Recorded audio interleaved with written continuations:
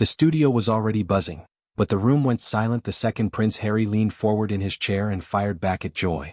His voice was tight. His eyes were locked in.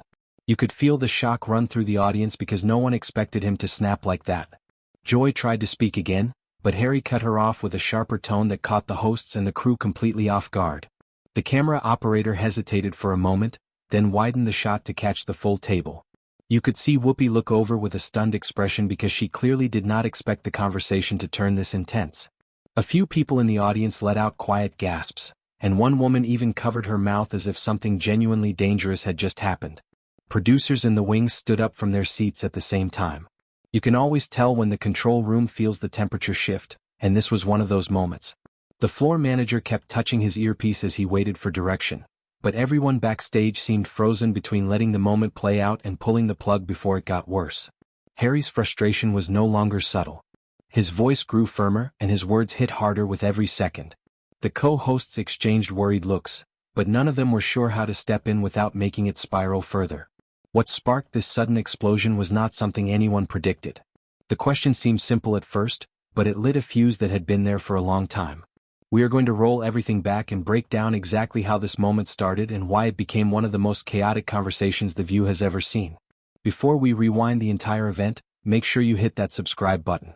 We cover high-tension celebrity clashes with clear storytelling, real structure, and zero filters. If you want deeper breakdowns and sharp analysis without the fluff, then subscribe now because this channel is built for viewers who want the full truth behind the headlines. Prince Harry agreed to appear on The View because he had been trying to control the direction of his public narrative. His strategy had been simple. He wanted to show that he was open, calm, and willing to sit in uncomfortable conversations without losing his footing. The problem was that his relationship with the British tabloids had been hostile for years, and every interview carried the risk of setting off new headlines. His team understood this. American audiences were usually more sympathetic toward him than British viewers, but there was still a limit to how much drama people wanted to hear. The View saw this as a chance to boost ratings, because Harry always brought attention and people always had opinions about him, positive or negative. The producers saw an opportunity to create a conversation that would be honest but still sharp enough to pull in viewers who enjoyed seeing big personalities under pressure.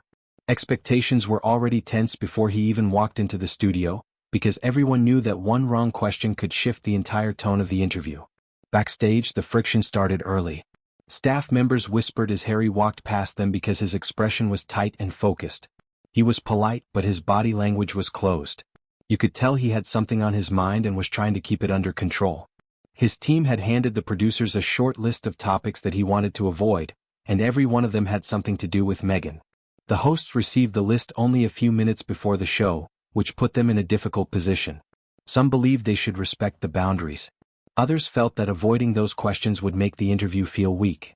The debate grew sharper as airtime got closer, and the tension spread through the room as every person tried to predict what would happen if someone pushed too far. The studio audience added another layer of pressure. Some people were clearly fans and hoped for a calm conversation. Others looked ready for drama the moment they sat down. The energy kept shifting and Harry seemed aware of every pair of eyes on him. He adjusted his sleeves. He paced a little. He took a long breath that showed he was trying to steady himself. The producers watched him closely because they could see he was already on edge. The hosts gathered at the table and kept their voices low as they argued quietly over how hard they should press him. It was clear that once the cameras started rolling, the interview was not going to stay gentle for long.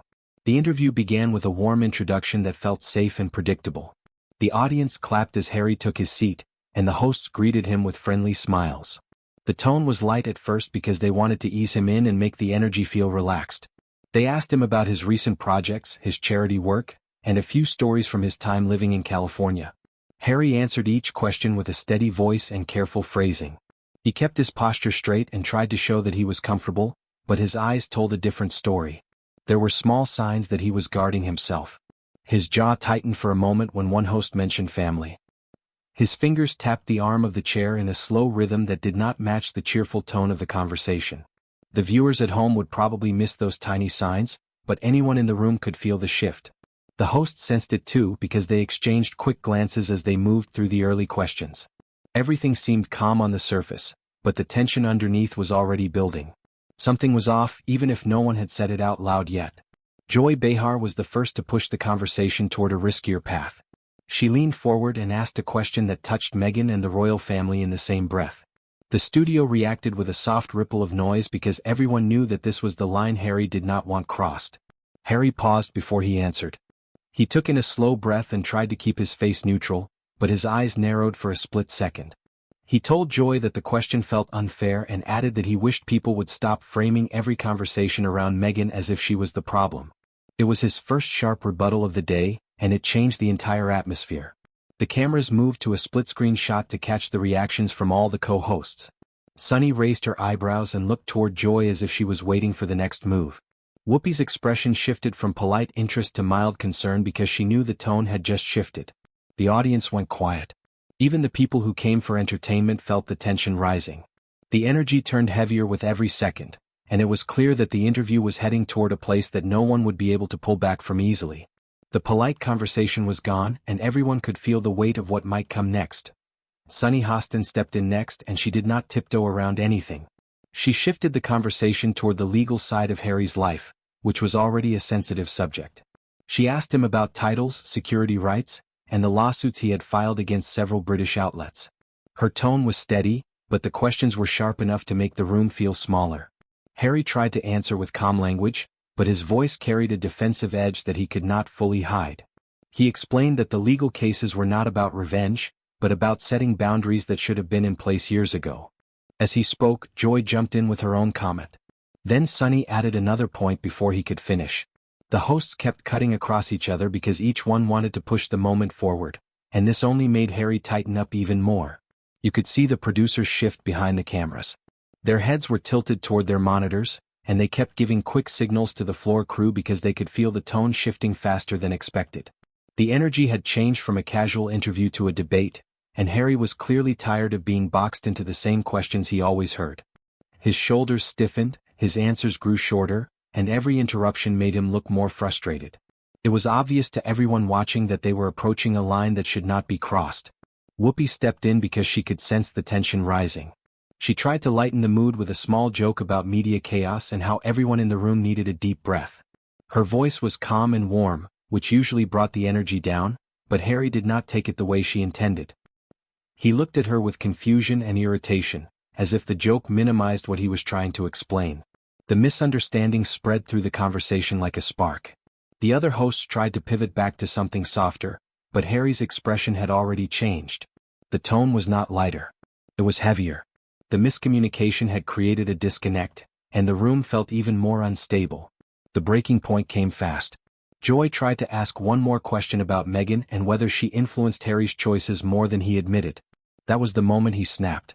Harry leaned forward and his voice hit the room like a punch. He told her, "I am tired of every single thing in my life being blamed on Meghan. If you want to talk to me, then talk to me. Stop treating her like she is the reason for every decision I make." The room froze.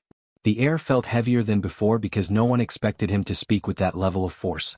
The co-host sat back in shock. Sunny stared at him with wide eyes. Joy looked stunned, and Whoopi held her hands up as if she wanted to slow everything down. The audience reacted in two completely different ways. Some people clapped because they felt Harry finally stood up for himself. Others gasped loudly because the tone crossed into real conflict, not friendly debate. The producers did not wait long. They looked at each other, and within a second the decision was made. The floor manager moved his hand in a quick circle to signal the cut.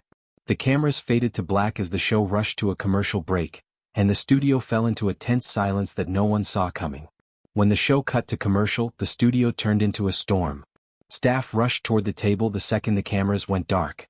A couple of producers tried to calm Harry, but his face was still tense and his jaw was tight. He was speaking in short bursts because he was still angry about how the conversation had shifted. The co-hosts began arguing among themselves off to the side. Joy insisted that her question was fair, while Sunny said they needed to follow the boundaries agreed on before the show. Their voices grew louder as more people stepped between them. Someone backstage mentioned Meghan again while trying to explain the misunderstanding, and that pushed the tension even further. Harry turned sharply toward the group because he heard her name, and the staff immediately tried to redirect the conversation. The atmosphere was thick. Every person in the room seemed to be talking at the same time, and no one knew how to pull things back into control. The network executives made their decision quickly. They were watching everything from the control room, and they understood that letting Harry return to the table would make the situation worse. They instructed security and the PR team to step in. Two production managers approached Harry quietly and told him that the segment could not continue as planned. Harry pushed back at first because he felt that leaving would make the headlines even harsher, but his team convinced him that staying would create a bigger disaster. Security stood nearby without touching him, and the PR team kept their voices low as they guided him toward the hallway. He walked out reluctantly, still upset, and the room followed him with unease. When the show returned from commercial, the hosts sat at the table with stiff smiles. Their voices were soft as they whispered to each other while the cameras adjusted. It was clear to everyone watching that something had gone wrong, even if no one on screen wanted to say it yet. The moment the segment ended, the internet took over. Short clips from the confrontation started spreading across X within minutes. People posted screen recordings of the exact second Harry snapped, and each angle looked more intense than the last. Fan groups jumped into arguments almost immediately. Some defended Harry and said the hosts pushed him too far. Others claimed he overreacted and proved that he was not prepared for tough questions. Royal watchers flooded timelines with long threads that tried to explain what the outburst meant for the larger story of the royal family. By the end of the day, the phrase Harry versus The View climbed into the worldwide trending list. It became more than a talk show moment. It turned into a cultural debate, and everyone wanted to claim their side. The official statements arrived next. ABC released a short message that described the situation as an unexpected disagreement that required a pause for the safety and comfort of everyone at the table. It was vague, but it was clear that the network wanted to cool the fire without taking direct blame.